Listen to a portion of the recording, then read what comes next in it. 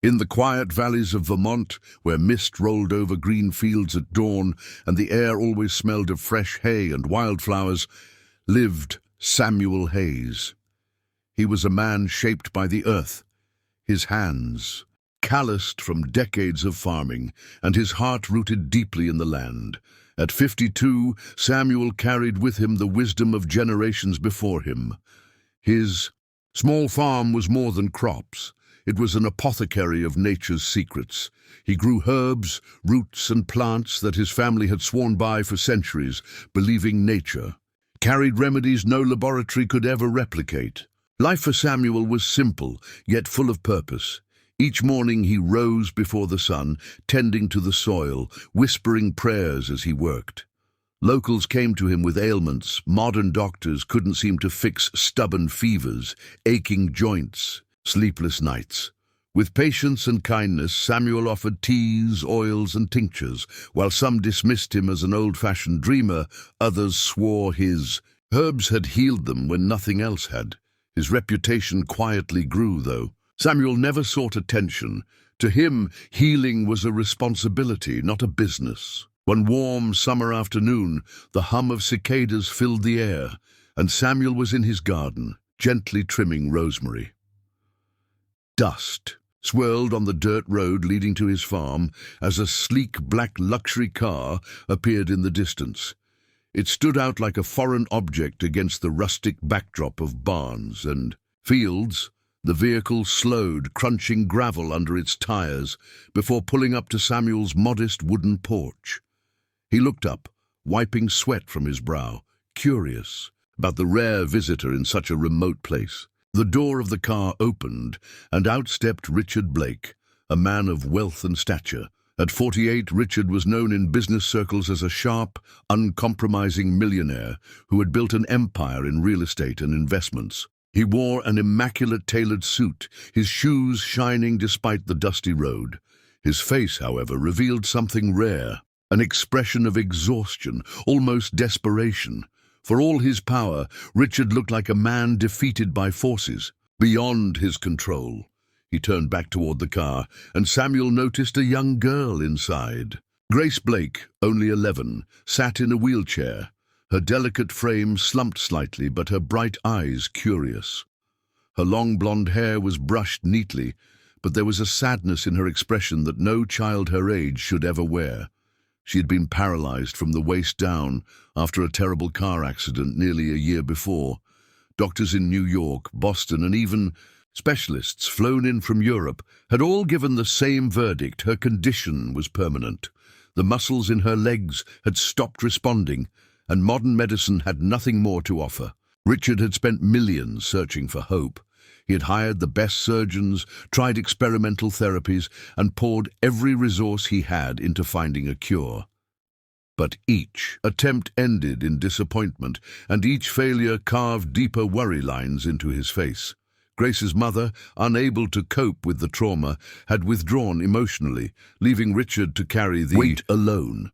And now, for the first time in his life, a man who thought money could solve everything had run out of answers. Richard wheeled his daughter forward and approached Samuel, eyeing the farmer with doubt.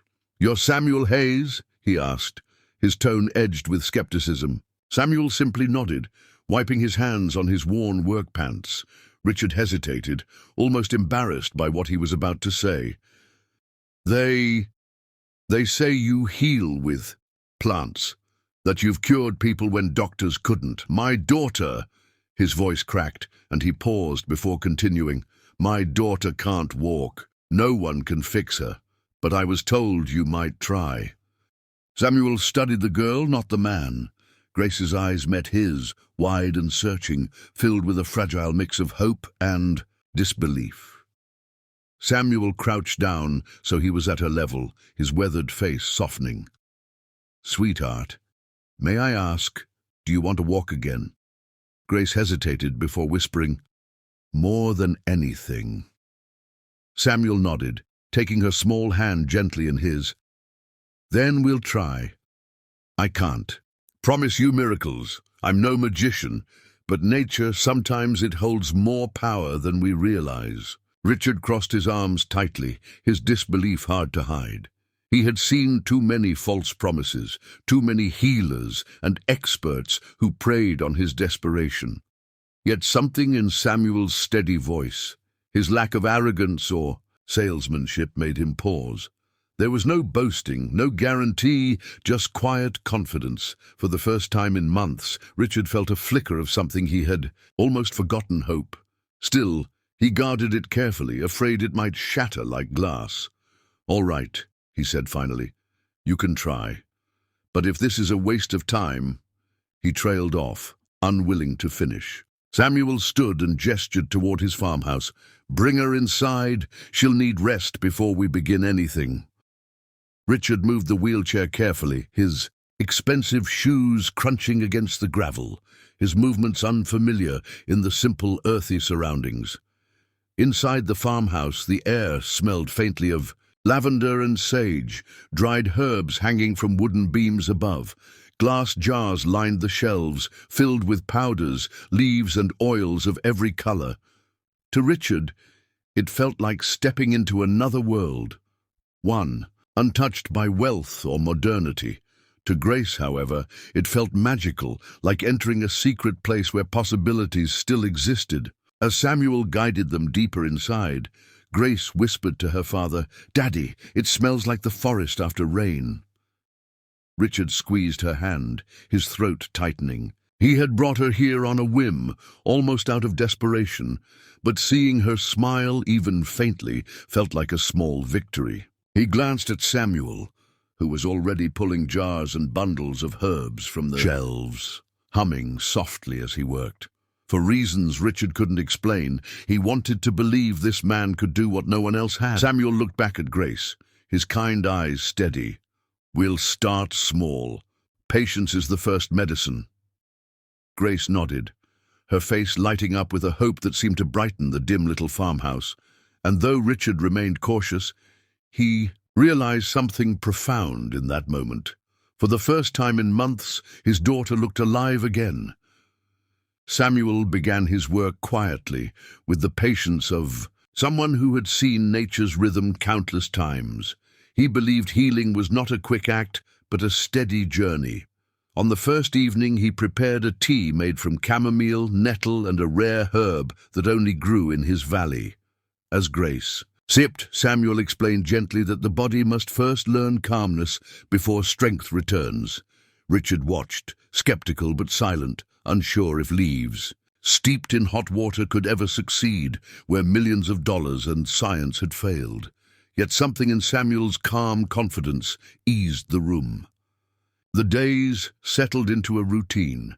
Each morning Samuel brewed teas or applied oils made of herbs, crushed carefully with a mortar and pestle.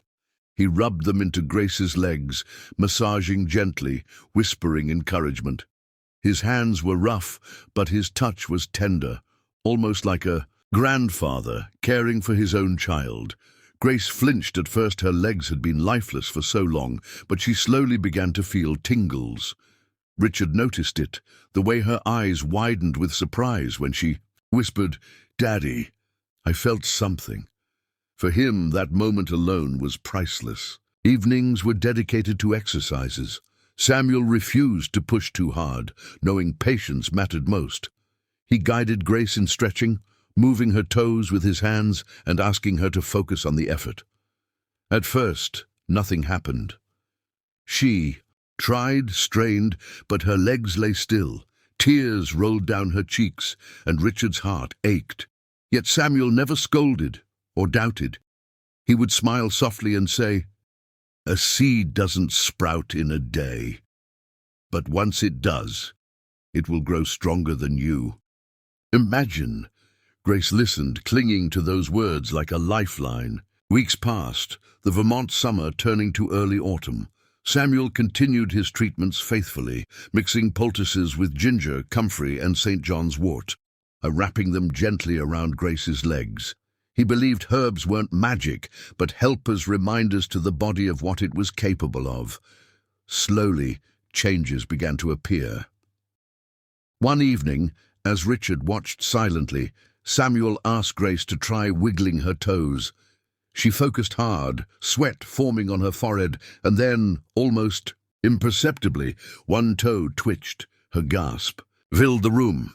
Richard leaned forward in disbelief, unable to trust his own eyes. That was real, Grace whispered breathlessly, staring at her foot. Richard rushed to his knees beside her, his eyes wide. You moved it, sweetheart. You really did. His voice cracked with emotion, raw and unrestrained. Grace laughed and cried all at once, while Samuel simply nodded, as if he had expected it all along.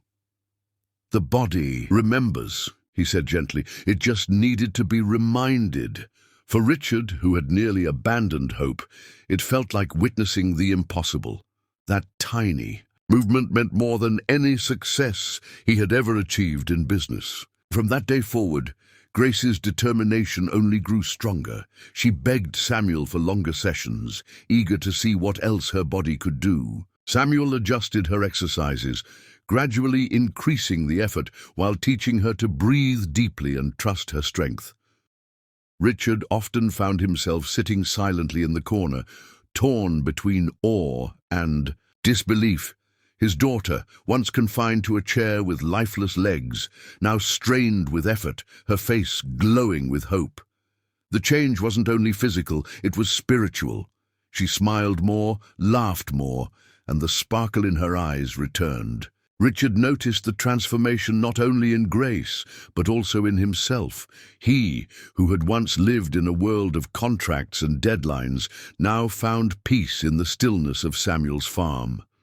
Each evening, as the crickets chirped outside, he would watch his daughter work, his heart swelling with pride. Yet deep inside, fear lingered. What if it all vanished? What if these small signs of progress ended abruptly? One night, when Grace was asleep, Richard finally asked the question that had haunted him. His voice was low, almost breaking. "Why are you doing this, Samuel?" Samuel, seated by the wooden table with a cup of tea, looked up with calm eyes. He didn't hesitate, didn't weave a grand explanation. He simply smiled softly and said, "Because no child should lose their future if there's still a chance." His words struck Richard harder than he expected. He had spent fortunes chasing cures, surrounded by experts who always asked for more money. Yet here was a farmer who asked for nothing but patience and trust. Richard swallowed hard, realizing that true wealth wasn't always found in money, it was found in hearts like Samuel's. As autumn deepened, Grace's progress became undeniable. Her toes twitched regularly now, and sometimes her legs spasmed slightly, as if testing their strength. Samuel celebrated every small victory with gentle encouragement, while Richard clung to them as signs of rebirth. Grace, meanwhile, began to dream out loud again. "Daddy," she whispered one evening, "when I walk again, can we go to the park and ride the carousel?" Richard's throat tightened as tears filled his eyes. "Yes, sweetheart. We'll ride it as many times as you want." It was the first promise he truly believed he could keep. By the time the first snow fell on the Vermont fields, their lives had changed completely. Grace's laughter filled the farmhouse, Richard's hardened exterior softened, and Samuel remained steady, guiding them with quiet strength. The impossible had begun to feel possible, and hope, once lost, returned like spring after winter. For Richard, the miracle wasn't just in his daughter's twitching legs, it was in seeing her spirit come alive again. And though doubt still whispered in his heart, Samuel's words echoed louder. The future was not gone, not while love, faith, and nature still had a chance. On a golden autumn morning, sunlight streamed through the cracks of Samuel's old barn, casting warm beams on the wooden floor. The air smelled faintly of hay and earth, grounding everyone in a moment that felt both ordinary and extraordinary. Samuel held Grace's hands gently, his rough palms steadying her small ones. "Just try one step," he encouraged softly, his voice calm yet filled with quiet anticipation. Grace's legs trembled violently, unused to carrying her weight. For a second it seemed impossible, but then, to everyone's astonishment, she lifted her foot forward, unsteady yet determined, and took her first shaky step. Richard gasped, his breath stolen away as if the world itself had paused. He fell to his knees, tears welling uncontrollably, his entire body trembling with joy and disbelief. "Grace, you're walking!" He cried, his voice breaking into sobs he could no longer contain. Grace, surprised by her own strength, looked at her father with wide eyes, then back at Samuel, who still held her firmly but let her lean into the step. Her lips trembled, and then she smiled a smile filled with pride, relief, and the first taste of freedom she thought she'd lost forever. For months Richard had prayed for such a moment, though deep down he had given up on miracles. Seeing his daughter, once condemned to a wheelchair, standing and stepping on her own feet, felt like witnessing heaven touch earth. He clutched her tightly, kissing her hair, his tears soaking her shoulder. Grace wrapped her arms around him and whispered through her sobs, "Daddy, I did it. I'm really walking." Samuel stood quietly. Beside them, his eyes glistening with emotion, though he kept his composure, honoring the sacredness of the moment. The news spread quickly, carried first by whispers in town and then exploding like wildfire. "The millionaire's daughter walks again," neighbors exclaimed. Soon, reporters swarmed the small Vermont farm, cameras flashing, microphones shoved forward. They wanted to capture the miracle, to understand how a humble farmer could achieve what 30 doctors and countless specialists could not. Grace, though shy, stood proudly beside her father, her small hand still clinging to Samuel's, her steps slow but steady. Richard stood tall, no longer the man broken by despair, but one lifted by gratitude and awe. Everyone wanted to know Samuel's secret. Was it the herbs? Was it a hidden formula? But Samuel, calm and modest, spoke with unwavering honesty. It wasn't just the herbs, explained to the gathered crowd. It was her strength, her father's love, and God's grace working together.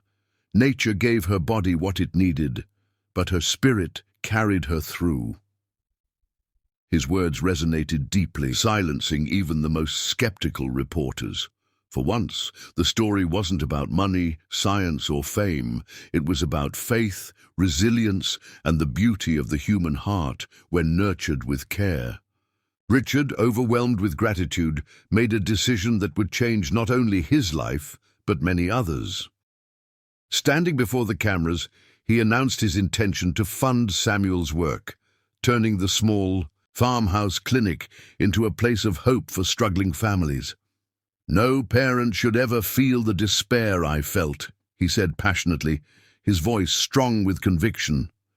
"If these herbs and Samuel's gift can help others, then let no child be denied healing. Because of money."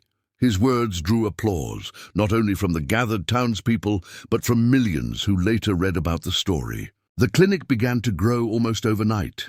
Families traveled from distant towns, bringing their sick children and their fragile hope.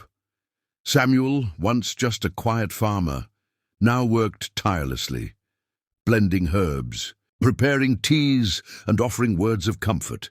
Yet he remained unchanged in spirit, humble, grounded always, reminding people that healing wasn't his alone, but a collaboration of nature, love, and divine will. Richard stood by his side, not as a businessman this time, but as a partner in compassion.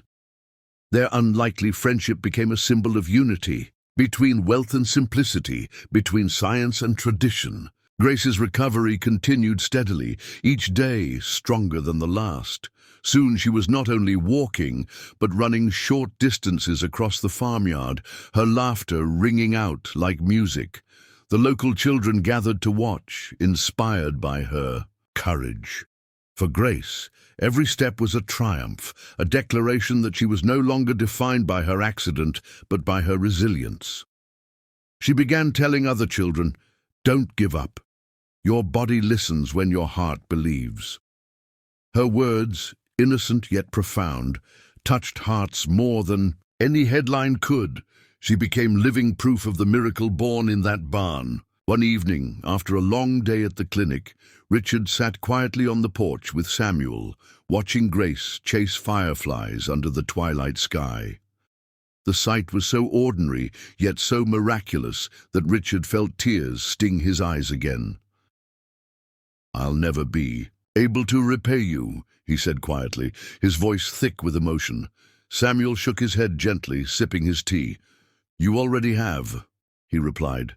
"By giving this gift to others, you've done more than I ever could alone." Richard nodded, humbled, realizing that true wealth was never about possession, but about the lives one touched. As the seasons turned and winter approached, the story of the farmer who healed a millionaire's daughter continued to inspire people far beyond Vermont. Articles were written, documentaries filmed, and yet Samuel never sought recognition. His focus remained on the families who arrived each week with tired eyes and desperate hopes. Some left with renewed health, others with renewed faith, but all left with a piece of Samuel's kindness. Richard ensured the clinic thrived, providing resources and connections, while Grace became a symbol of hope, her journey reminding the world that miracles can bloom in the quiet hands of nature. For Richard, life had changed in ways he never thought possible. He had once been a man driven by ambition, but his daughter's healing showed him a greater purpose. His wealth now built bridges instead of walls, his heart softened by gratitude. For Grace, childhood was given back to her, filled with laughter, dreams, and the simple joy of running free. And for Samuel, nothing truly changed. He remained the same humble farmer, tending to his herbs, guided by faith and love. Together, they proved that sometimes the greatest cures aren't found in hospitals, but in the patient rhythm of nature.